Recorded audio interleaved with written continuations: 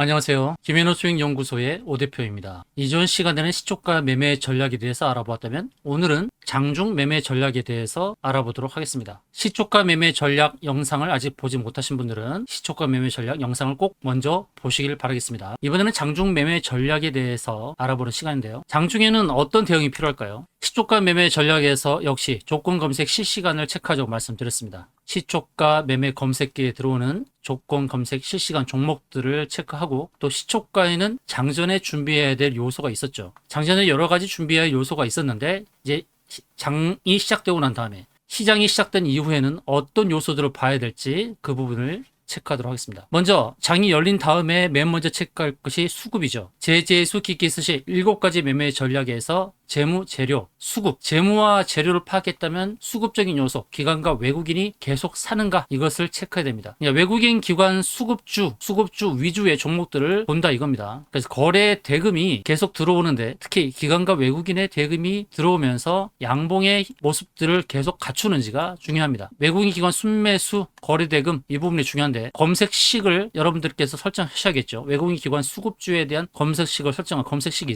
일단 있으면 좋겠고, 그리고 장대 양봉 후에 눌림목, 돌파식. 장대 양봉을 보인 다음에 눌림목이 발생하는데, 그 눌림목을 다시 돌파하는 것. 지금은 장이 끝났기 때문에 이 검색기에 걸려드는 종목을 확인할 수 없지만, 장대 양봉, 기준봉을 세우고 그다음에 눌림이 발생했는데 눌림목을 다시 돌파한다? 그때 들어가면 승산이 높을 것입니다. 그리고 221선, 241선, 221, 241 모두 1년 주가의 평균입니다. 우리 장이 열리는 때가 220일부터 230일인데 전통적으로는 241선을 많이 썼고, 요즘은 221선을 쓰기도 합니다. 221, 240을 설정해서 1년 주가의 평균 자리, 이 저항을 돌파하느냐, 골든 크로스가 발생하느냐, 20라인이 60라인을, 60라인이 120, 120이 241선을 돌파하는지 골든 크로스를 주목하는 것이 좋을 것입니다. 그리고 5일선은 우상향을 하고 있느냐, 그리고 5거래일 중 최고 거래량을 기록하고 있느냐. 아주 기본이 되는 이평선은 5일선이죠. 5거래일의 주가 평균입니다. 종가 평균인데, 그 5일선이 우상향하고 있느냐, 이 5일선이 우상하면 돌파할 가능성이 높으니까요. 그 다음에 볼린저 밴드 일봉 상한선 돌파하고 있느냐. 자, 볼린저 밴드 윗단과 아랫단이 있는데, 윗단을 돌파했을 때 더더욱 올라가면서 볼린저 밴드를 확장을 나타내기도 하고, 또 아랫단을 깨면은 또 하향 돌파하는 그런 모습이 나올 텐데, 볼린저 밴드 위주의 돌파 매매를 추구하는 분도 계시죠. 거기서 핵심은 거래량입니다. 그래서 이런 것들을 파악을 할 때, 종목들이 움직일 때 준비해야 될 것들은 무엇입니까? 바로 검색식입니다. 검색식으로 검색기를 만들어 놓고 외국인 기관이 사들이는 종목들, 그리고 돌파하는 종목들, 어느 저항라인을 돌파하는 종목들을 체크하는 것이 굉장히 중요하죠. 장중 매매 전략이 있어서 이러한 항목들이 중요하다. 다시 리뷰하자면, 외국인 기관이 사들이는 종목, 그리고 양봉을 만든 다음에 눌림이 발생하고 눌림목을 돌파할 때 그때 매매하는 방법, 그리고 1년 주가의 평균 자리, 강한 저항 자리인 221선, 241선 그 자리를 돌파하는지, 그리고 5일선은 우상향 하느냐, 그리고 거래량이 늘어나느냐, 이런 것들을 장중에 체크하는 것이 중요합니다. 그리고 특히 짧게 단타 매매나 단기 매매를 하시는 분들은 저항대에 곧 도달하는 종목을 체크하는 겁니다. 자, 저항대 곧 도달하는 건 뭐죠? 누자다뻗, 누울 자리를 보고 다리를 뻗는다. 누울 자리가 있느냐, 상승 공간이 있느냐, 상승 공간을 채우느냐, 근데 그 상승 공간을 곧 채우느냐, 이런 여부를 보고 단기 매매를 하는 겁니다. 이평선 기준으로는 중장기 이평선, 일봉, 주봉, 월봉이 60, 120, 240 라인, 이런 라인들이 중요한데, 그 저항대에 곧 도달하느냐, 그 여부가 중요하고, 일목균형표의 구름층, 일목균형표의 구름층은 제가 매물대라고 말씀드렸습니다. 특히 월봉 선행 스팬을 주의하면서 봐야 되는데요. 자, 일목균형표 구름층, 그것은 과거에 거래되었던 매물을 앞으로 끄집어내는 겁니다. 단날을 통해서 우리가 좋은 수익을 거뒀는데요. 단날은 과거에 급등했던 흔적들이 있습니다. 이 급등했던 흔적들 26, 52주 이렇게 긴 기간 동안에 거래가 되었던 가격들을 앞으로 빼내는 것, 이렇게 빼내죠. 26주, 52주 거래량이 평균한 자리, 이런 자리가 선행 스팬으로 표시가 되는 겁니다. 선행 스팬 2, 그것은 52주, 26주 거래되었던 흔적들을 매물로 끌어내는 거죠. 이 평평한 자리가 그래서 매물대 저항이 되는 겁니다. 일목균형표가 좋은 것은 일목요연하게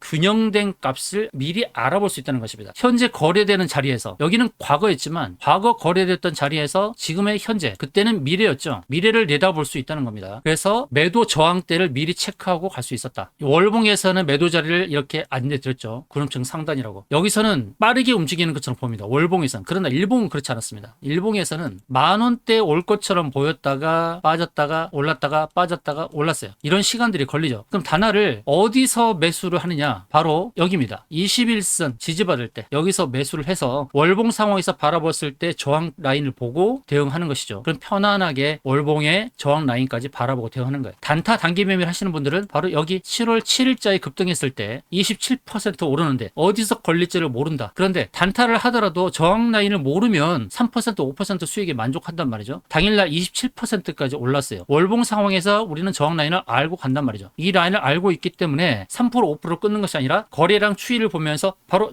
저항 라인까지 바라보고 큰 수익을 낸단 말입니다. 장중에 27%까지 올랐으니까 개인적인 수익 욕심에 따라서 어떤 분은 10%, 15%, 20%까지 수익을 낼 수 있었던 것이죠. 그래서 월봉에서 이런 걸리는 저항 라인에 걸리는 종목 판단하는 것이 굉장히 중요하다는 말씀드렸고요. 그다음 형제 엘리트라는 종목을 하나 더 보도록 했는데, 형제 엘리트도 월봉 상황에서 몇 번씩이나 바로 선앤스팬 2자리 보름선 상단에 걸리고 있습니다. 저기서 쭉쭉 뻗어나가지 못하고 4개월째 걸리고 있죠. 딱딱딱딱 걸리고 있어요. 저기가 바로 저항 라인이기 때문입니다. 그래서 월봉의 구름층 라인을 바라보고 여기서 매도를 하는데 아주 빠르게 움직이는 것처럼 보이죠. 월봉에서는 그렇게 보입니다만 절대 그렇지 않죠. 일봉에서는 애간장을 태우면서 움직였단 말이죠. 저항 라인이 바로 여기 이 두 군데 이 저항 라인이 다 월봉에서 걸리는 자리였다는 것이죠. 그래서 앞서서 4,000원대 여기는 일봉 상황에서는 잘 보이지 않지만 월봉이 걸리는 자리였기 때문에 여기서 매도, 다시 올라올 때에 월봉에서 걸리는 자리가 바로 여기에 있으니까 매도 저항 라인을 체크하면서 대응하는 것입니다. 장중의 대응법은 바로 저항 라인을 미리 체크해서 그 라인까지 기다렸다가 매도를 완성시키는 거예요. 이렇게 수익을 내는 겁니다. 그래서 일목균형표 구름층에서의 저항 라인 미리 체크하고, 그다음에 3봉 추세 연결선. 자, 장중에 온코니 테라퓨틱스가 이제 급등이 나온단 말이에요. 이렇게 여기서 급등이 나왔어요. 7월 11일자에 24%나 올랐단 말이에요. 이제 장중 대응을 어떻게 하느냐 이 말씀을 드리는 거예요. 한 5%, 10% 오르는 상황 속에서 온코니 테라퓨틱스 예를 들어 10% 오르고 있는 상황이면 진입하기 어렵죠. 여기서 반대로 꺾일 수도 있기 때문에 그럼 이걸 뭘로 보느냐? 추세 연결을 한번 해보는 겁니다. 추세 연결선을 쭉 그어보는 거예요. 고점 라인을 일봉 상황에서 보이는 고점 라인을 연결해보는 겁니다. 1, 2, 3 이렇게 연결해보는 거예요. 그래서 걸리는 자리가 있죠. 1, 2, 3 세 번째 추세 연결선에 걸리는 그 자리를 보고서 상승할 때 그 자리 구겨놨을 때 딱 끊는 것이죠. 아무 데서나 끊는 게 아니라 매도 저항 라인에 대한 시나리오 전략을 세우고 움직이는 겁니다. 그리고 컵 위드 핸들 베이스 패턴이 있는데요. 에코캡이라는 종목 하나 보고 가겠습니다. 자, 에코캡이 과거에 컵의 모양을 만들었어요. 컵 형태를 만들고 눌림이 발생하고 이제 핸들을 만드는 자리입니다. 여기서 주목해야 될 것은 거래량이죠. 거래가 많이 발생하는 그때에 어디까지 갈 것이라고 시나리오로 전략을 세우는 거죠. 아, 여기까지 올 텐데 급등의 흔적이 나타난다. 7월 7일자에 거래량이 전일 대비 거래량이 2000%가 나왔단 말이에요. 그리고 장중에는 20% 올랐어요. 장중에 상승을 할 때, 에코캡이 상승할 때 아무 데서나 매도하는 것이 아니라 이 패턴은, 차트 패턴은 컵 위드 핸들 베이스 패턴, 컵 핸들 패턴이니까 어디까지 올 것이다 라고 시나리오 전략을 세우는 겁니다. 거래량이 급증하면서 저 자리에 걸릴 것을 감안하고 거기에 왔을 때 딱 매도를 하는 거죠. 그러니까 어떻게 돼요? 주가가 확 밀리죠. 윗꼬리 달고 밀리는 겁니다. 그래서 장중 대응은 시나리오 전략이 굉장히 중요합니다. 제재수, 기기,